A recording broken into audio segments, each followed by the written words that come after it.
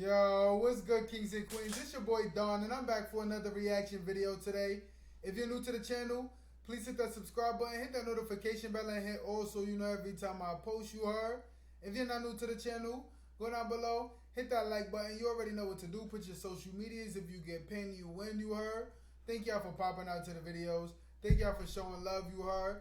As y'all can tell by the title and thumbnail, we're going to be reacting to 10 lies you were told about North Korea. I don't even know one lie I was told about North Korea, but yo, I'm willing to learn something today. We about to find out what the 10 different ones are, you heard. If y'all know any of these lies, if y'all heard any of these before, you heard, let me know that in the comments. Fill me in, because like I said, I don't think I know one thing about North Korea, but yo, it's time to learn something.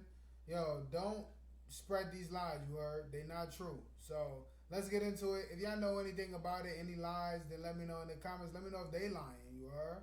Other than that, let's get into it. Let's see what they talk about. 10 common misconceptions about North Korea. Number 10. A unified dictatorship. While it's accurate to describe North Korea as a dictatorship, there's a frequent misrepresentation of exactly what this means. The common representation of the country is one brainwashed into blindly following the whims of one man after another. According to North Korea expert Hazel Smith at the University of London, this grip of power is largely exaggerated and may be slipping. Behind closed doors, North Korea is actually controlled by a handful of elite families, in and outside of the Kim gene pool. These families have large financial resources which grant them power in the country. When Kim Jong-un took over in 2011, these states led to whole army factions pledging allegiance instead to President Kim Jong-nam, although they were eventually arrested. Smith adds that, while his predecessors maintained control over these families, Kim Jong-un seems much less able to, so we may see significant power shifts in the future. Number 9. Dog food. For many, North Korea has long been an easy source for comedy, but given the country's extreme privacy, it's often hard to tell whether the truth inspired the jokes or vice versa. But in 2013, when respected news outlets, including NBC, reported that Kim Jong-un's uncle had been killed, it seemed safe to trust their reports. These included stories of the alleged traitor being stripped and fed to a pack of starved dogs, while the ordeal was viewed by a crowd of 300, including Kim Jong-un. But when US blogger Trevor Powell traced the story back, he found that the original Chinese tabloid article was taken word for word from the spurious social media post of a famous Chinese satirist. While Jang Song-thaek was spared from the dogs, his real execution had in fact been announced by North Korean officials just 2 weeks earlier. Experts have instead suggested that he most likely faced the firing squad. Number 8. Nobody leaves. A common perception of North Korea is that very few enter the country, and the very few that leave are defectors facing death if they are caught. But while its people don't enjoy the free international movement most of us are afforded, this isn't strictly true. The United Nations estimate that anywhere between 50,000 and 120,000 North Koreans live and work abroad in around 10 different countries, primarily China and Russia. These Korean citizens work for a range of employers, including several who supply directly to America, like the Australian company Rip Curl. The policy that sent these workers abroad began in the 90s, during an economic collapse, but it is widely criticised for the large cuts North Korea allegedly takes from its overseas workers and the subpar conditions they endure. However, the whole process is set to end. In response to North Korean missile tests, the UN enforced sanctions in 2017, requiring all overseas workers to return to the homeland by 2019. Number 7. Americans aren't welcome. The rocky relationship between America and the Democratic People's Republic of Korea is no secret. For proof, just look at the rest of this list. But it's often assumed that this tension filters all the way down to the country's people, and that American travellers wouldn't be welcome in North Korea. As with most Americans, the North Koreans are easily capable of distinguishing the American government from its people, who can partake in numerous tourist activities in the nation's capital. Visitors have reported being surrounded in the country by hundreds of other touring Americans, all of whom are encouraged to join in the countrywide celebrations and are more likely to be asked about the NBA than foreign policy. Although, as North Korea continues to develop tourism in its capital, many fear travellers will be donating directly to the oppressive regime. Number 6. Only Korea make threats. Famously dubbed Little Rocket Man by President Trump, Kim Jong-un's escalating missile tests and anti-American propaganda help to feed the narrative that North Korea constantly pokes and threatens its Western enemies. This is perpetuated by a media who present the acts as surprising and unprovoked. But what's less covered in the news is the American military exercises that often precede these acts. Carried out by America's stationed troops in South Korea, exercises near the Korean border simulate the invasion of the North, including bombers flying towards the demilitarized zone that separates the countries, emulating a nuclear attack. The intentions of these actions are understood by the North as reminders by the US government that they could destroy the country at any moment. Having never launched a war of aggression against any country, it's easy to see how the exercises make North Korea wary of America, who have done it at least once or twice. Number 5. No internet.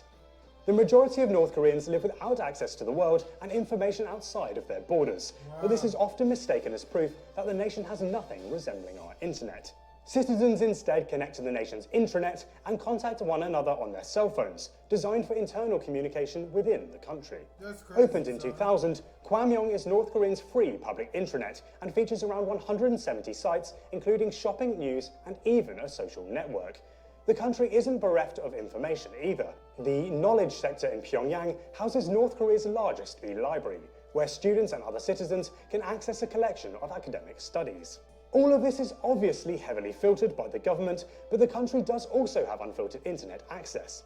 Since 2008, 3G services have been provided in the country, originally by an Egyptian company, but now primarily by Russia. However, this is only accessible by approved government officials and tourists working in the country. Number 4. Kim Jong-un. In 2014, the BBC published reports claiming that North Korean university students were required by law to wear the same haircut as their leader, Kim Jong-un. However, this claim was traced back through several publications to find no original source. The myth spread fast because of its absurdity and other infamous regulations by the country, including a similar rule which restricted men and women to just 15 pre-approved haircuts each. But even this sanction, which grew from a supposedly leaked photo, has been widely discredited. Visitors to the country have claimed that the posters depicting the government's selection of illegal coiffes are just guides for the customer. Similar to most salons, the images give people the option to ask for example, a number 4, but don't in any way restrict them to these options. Number 3. War is over. The Korean War started in 1950, when Korean border skirmishes led North Korea to invade their southern neighbours. The war escalated when other countries intervened, most notably China and Russia, siding with the North, and America, who helped the South. Today, America aren't exactly on the best terms with Russia or China, and a North Korean war seems increasingly likely. So it's easy to get déjà vu, despite the conflict ending more than 65 years ago. It could also be the fact that North Korea and South Korea are still technically at war. The end of the conflict, which officially divided the two nations, was brought about not by a peace treaty, but by an armistice. This is effectively just a ceasefire, and leaves all countries locked in an almost 70-year war. America has even refused peace treaties, maintaining a standing force of about 30,000 soldiers in the South, in case the conflict reignites. Number 2. Sex lies and videotape. Hyun Sung-woo rose to North Korean fame as the lead singer of the Moranbong band in 2012. The band are famous for their Western-style pop songs, including classics like Excellent Horse-Like Lady and propaganda like We Call Him Father. The latter obviously refers to the supreme leader, Kim Jong-un, who created the band, but was also Sung-woo's lover 8 years prior, according to reports. Though they were exes by this point, the two appeared to be on good terms, until reports came through that Kim Jong-un had sent Hyun to the firing squad. Numerous sources reported the cause as a leaked sex tape involving Sung-woo. The scandal spread through the world as propaganda to undermine the Kim's strict regime, but was shown to be rubbish in 2018.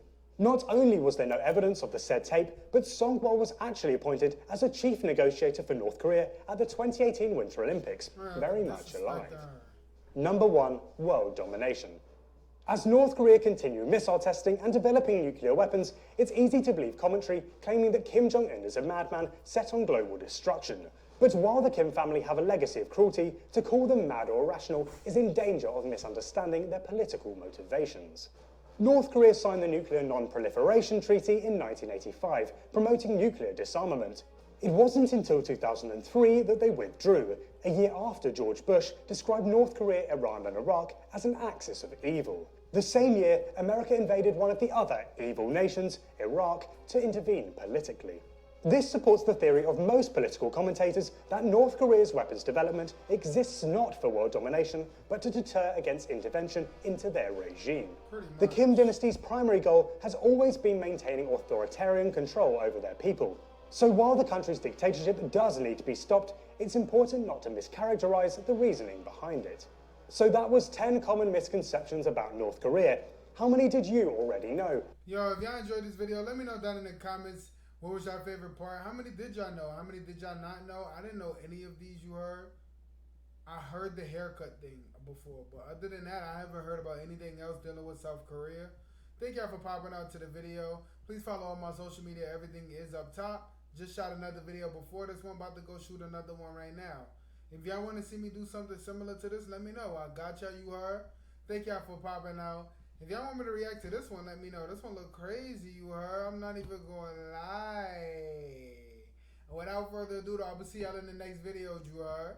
Peace, love, done.